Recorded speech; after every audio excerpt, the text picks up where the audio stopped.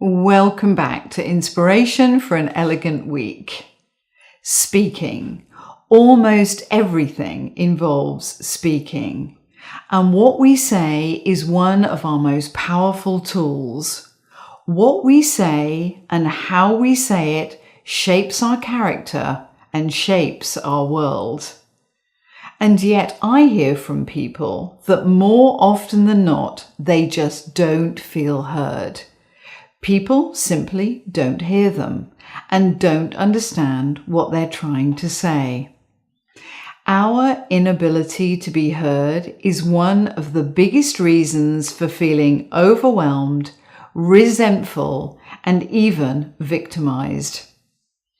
Understanding how to best use this vital resource is a must if we want to be effective and productive and not frustrated and blocked. Studies show that when we talk, how we make the other person feel is even more important in getting them to listen than the exact meaning of the words we use. And there are certain ways to speak and present yourself that will help you to have your desires met, your ideas heard, and your wants and needs addressed. Be direct and think it through before you speak. This is particularly important if time is limited. And don't make assumptions that others know what you mean or what you're trying to get at. Assume they don't. And if you need more clarity, ask them to repeat back what you just said. Try modulating your voice and adjusting the volume. Too loud is exhausting. Too quiet can be frustrating. And lower the pitch. A shrill voice isn't as pleasant or reassuring as a voice that comes from deep within. Use language they can relate to and resist the impulse to substitute common language for volume and repetition. Speak with integrity. Do what you say you'll do. People listen when they have a faith investment in you. Put yourself in the listener's shoes and try to understand where they're coming from. When they feel understood, they'll be more receptive to you. And we need to be mindful as to how we frame the content of what we say. And here are some ways we can express ourselves that block people's willingness to listen. We need to keep it real and speak what is true. People don't listen when they feel they're being manipulated by untruths. If we're always negative, I never have enough money, it brings people down and they get tired of listening to something for which there is never a solution. If we gossip, have I got something to tell you? Gossip can be destructive and uncomfortable to listen to. The listener thinks they might be talked about next.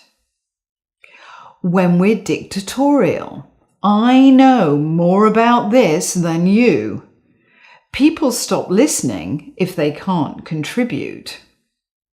When we're chronic complainers, I always have way too much to do.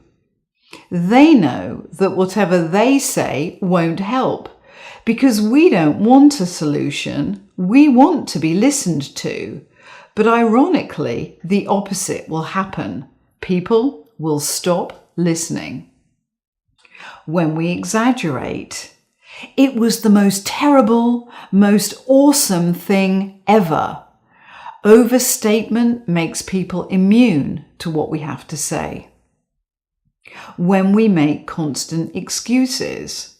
I couldn't finish my work because my friend made me go out. When we don't take responsibility, people won't listen because it's just empty words. And when we judge, what you should do is, the moment we make people feel judged, they shut down and don't listen. Remember, how you speak and what you say creates your world and shapes how you are perceived and received by others. In the 1970s, when then MP Margaret Thatcher decided to run for Prime Minister, the first thing her advisors did was to work on lowering her voice and slowing it down to make her appear more powerful and authoritative. Growing up in England, there was a perception that wherever we travelled, we would still be understood if we spoke loudly and slowly. But of course, we were always misunderstood because we were still speaking English. Thank you for watching. And remember, when you're the listener, take time to really understand what the other person is telling you.